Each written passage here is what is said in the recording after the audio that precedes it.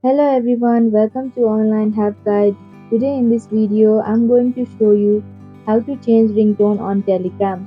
So without any further ado, let's get started. First, open the Telegram app.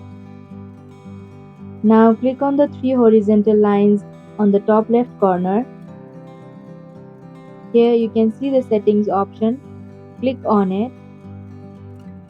Now click on the notifications and sounds option having a bell icon on the side. Here you can see the ringtone option.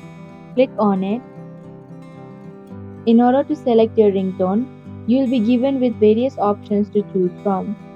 Click on the one you prefer. Here I'm gonna choose the music option. Now select the one you like and tap on the OK button.